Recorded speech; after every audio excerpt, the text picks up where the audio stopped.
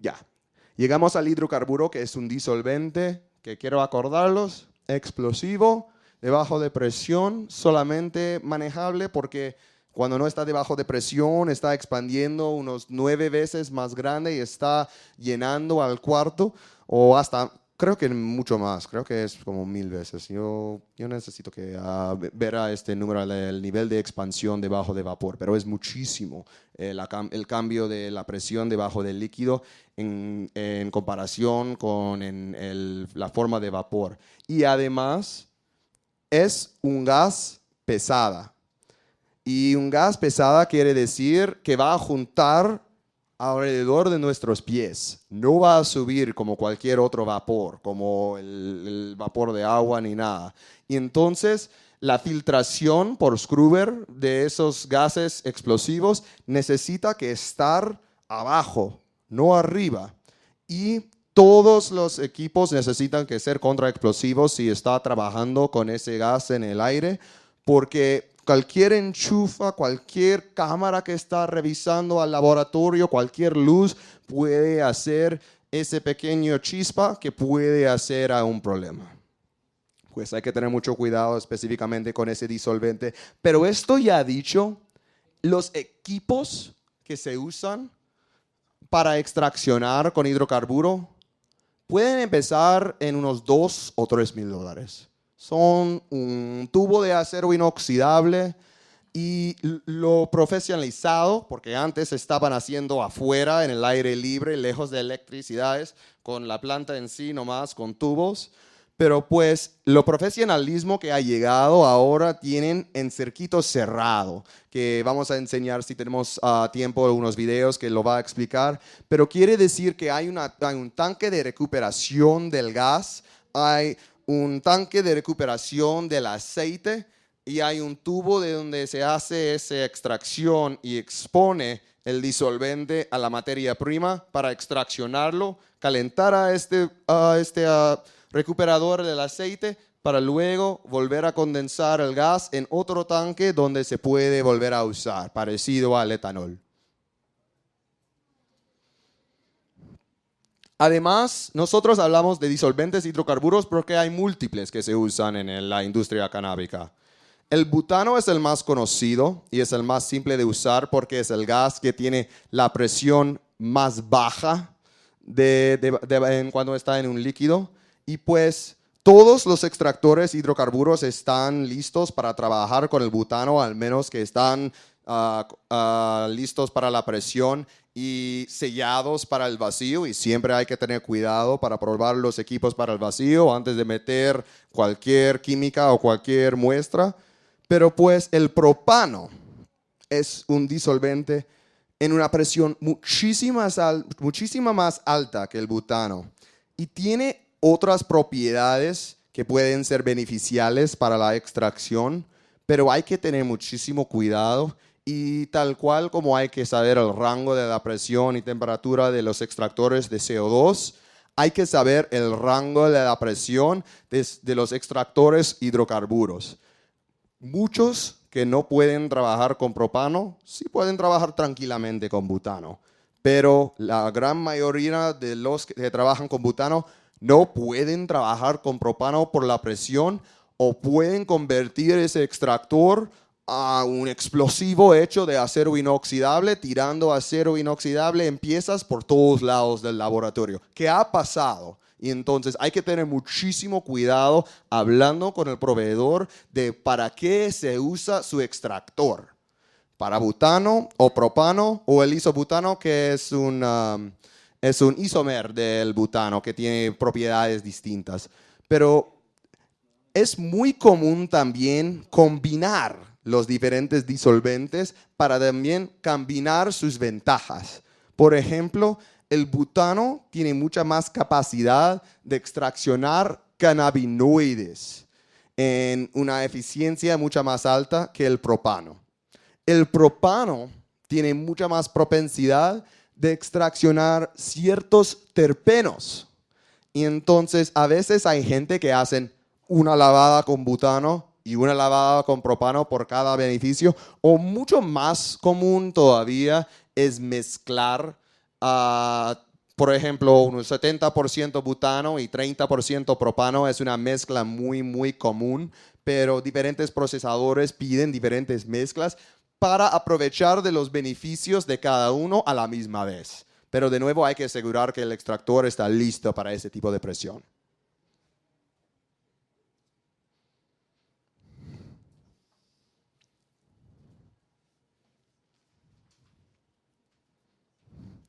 Van a ver unos productos finales distintos acá en el hidrocarburo. Eso es lo que estaba diciendo cuando decía que el hidrocarburo es el más celebrado por su capacidad de preservar y extraccionar terpenos. Por el hecho de que el butano y propano son disolventes que son un gas en la temperatura y atmósfera ambiental, así son muy fáciles de purgar y sacar de sus extracciones y entonces son muy, muy especiales y populares para la producción de los aceites que llaman shatter o wax o crumble. Tiene 100,000 nombres para diferentes texturas y resinas, pero básicamente son todos muy parecidos, solo el hecho de que son un extracto directo del extractor de butano, ya purgado de todo ese disolvente y ya puesto en el mercado para combustir, para inhalar y vaporizar. Y es usualmente el más sabroso y oloroso de las extracciones. ¿Por cuál razón también es la más conocida? Para la resina en viva, o quiere decir live resin, que ahora está muy de moda en los Estados Unidos y en Canadá, y tal cual como en los otros mercados donde lo conocen. Lo que quiere referir la resina en viva es básicamente que cortan la planta frescamente, sin la etapa de secada, y van directo por el extractor para intentar extraccionar todos los terpenos que se pierden durante la curada y este secado. ¿Por qué? Porque cuando está oliendo los terpenos, se están perdiendo los terpenos. Y entonces, lo más pronto que pueden agarrar esos terpenos es inmediatamente de la cosecha. Pero hay problemas que también sugieren con ese tipo de extracción. Un problema, ¿para qué hacemos la secada? ¿Para qué hacemos la curación? Para quitar agua. ¿Y qué hace el agua? Ocupa espacio en el extractor, complica la extracción y además ahora están incorporando muchos de los extractores hidrocarburos filtros de sílica o de diferentes medios porque este agua puede quedarse en el disolvente y puede oxidar y arruinar a extracciones del futuro si se vuelve a usar este mismo disolvente. Entonces hay que hacer una limpieza de ese disolvente para poder usarlo responsablemente, o hay que trabajar con planta seca que no va a tener mucho terpeno. Y pues mientras está haciendo una extracción de resina en viva, va a poder estar la extracción con mucho menos peso, porque un 10 hasta 20% de ese peso va a ser agua, y dos, va a demorar tiempo. Puede ser difícil porque el disolvente necesita que trabajar con ese volumen del agua y necesita que bajarlo, que agua es un moléculo pesado. ¿Por cuál razón también mucha gente usa a nuestros recirculadores o a hielo seco en una manga de sus tubos de extracción para hacer muy frío el extracto parecido al etanol, no solamente para evitar la extracción de las grasas y lípidas, sino también para evitar la extracción de agua? Y entonces la resina en viva es un producto final muy valoroso e interesante, pero tiene un proceso de producirlo medio complicado.